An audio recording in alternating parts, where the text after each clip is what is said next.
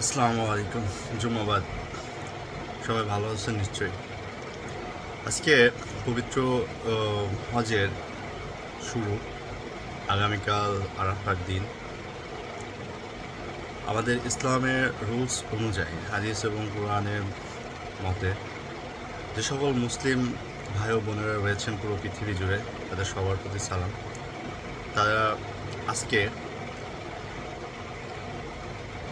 ৮ই জিলহজ এবং আগামীকাল ৯ই জিলহজ আরাফার দিনের এই রোজাটা খুবই প্রয়োজনীয় এবং হাদিসে এসেছে মহান আল্লাহর রাসূল সাল্লাল্লাহু আলাইহি ওয়াসাল্লাম বলেন, যে ব্যক্তি আরাফার দিন রোজা রাখলো তার বিগত বছরের সহ সামনের এক বছরে টোটাল ২ বছরের গুনাহ মাফ হয়ে যাবে আলহামদুলিল্লাহ।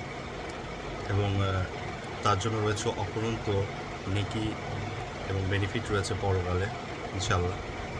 আপনি রোজা রাখলে আপনার দৈহিক যেমন এনার্জি পাবেন, আত্মিক তেমন পাওয়ার পাবেন।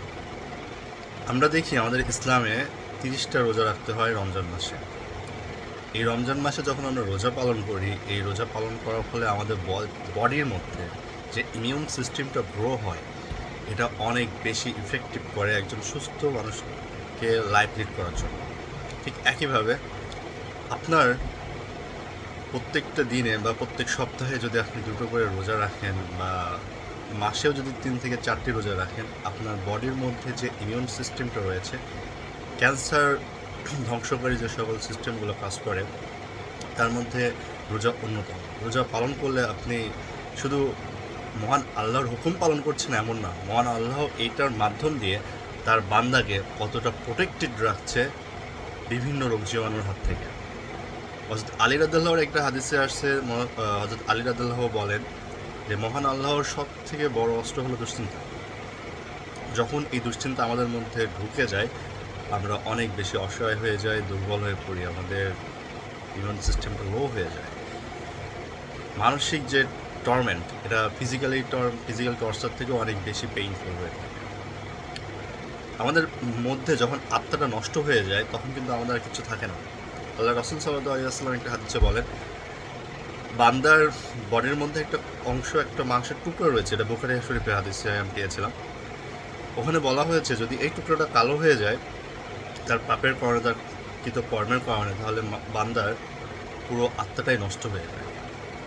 ঠিক একইভাবে যদি তার ওই মাংসের টুকরো যদি ফর্সা থাকে, মানে পিওর থাকে, তাহলে সে বান্দাটা অনেক ভালো থাকে।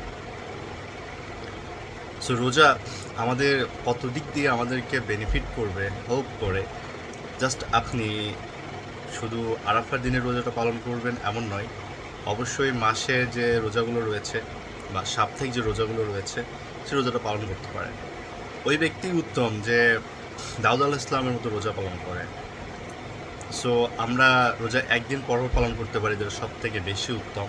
আমাদের সামর্থ্য থাকা সত্ত্বেও এই রুলসটা ফলো করা উচিত। আর আরাফার দিনে স্পেশালি আরাফার এই নিয়ামতটা আপনারা কেউ মিস করবেন না। আজকে পবিত্র জুম্মাবাদ, হযরত মুহাম্মদ সাল্লাল্লাহু আলাইহি ওয়াসাল্লামের প্রতি দরুদ পাঠ করার অন্যতম সময়। আপনি অবশ্যই তাকওয়া অবলম্বন করবেন, নবীর প্রতি দরুদ প্রদর্শন করুন বেশি বেশি। মহান আল্লাহ তাআলা আপনাকে অবশ্যই তার সুশীতল ছায়ায় আশ্রয় দিবেন। আর আরাফার রোজাটা কখনোই মিস করবেন না। এটা এতটাই পাওয়ারফুল যে আপনি এটা পালন করার পর বুঝতে পারবেন যে আপনার মধ্যে যে চেঞ্জ হচ্ছে, মানুষের মধ্যে পরিবর্তন হওয়াটা খুব প্রয়োজন। আমাদের আত্মিক যে পরিশুদ্ধতা যখন হবে, তখনই কিন্তু আমরা পবিত্র অন্তঃকরণ নিয়ে কিন্তু মহান আল্লাহর সামনে দাঁড়াতে পারবো। আর মহান আল্লাহ তাআলা পবিত্র কোরআনের ভাষ্য মতে, তোমরা পবিত্র অন্তঃকরণ নিয়ে আমার সামনে আসো, মানে তার সামনে দণ্ডায়মান হও। মহান আল্লাহ তোমাদেরকে কবুল করবেন এবং ক্ষমা করবেন। সুপ্রিয় মুসলিম ভাই ও বোনেরা, আপনারা অবশ্যই ইসলাম নিয়ে স্টাডি করুন, হাদিস নিয়ে গবেষণা করুন, জেনে বুঝে তারপরে আপনি পালন করুন। হাদিসের যে জিনিসটা আছে সেটার সঙ্গে আপনি কোরআনের অংশটাকে ম্যাচ করে নিয়ে স্টাডি করুন, অল্প হলেও পড়ুন। জেনে বুঝে আপনি ইসলামটাকে মানুন। ইসলাম আপনার লাইফটাকে শুধু সত্য পথেই নিয়ে যাবে না, আপনার লাইফটাকে অর্থবহ করে দিবে ইহকালীন এবং পরকালীন।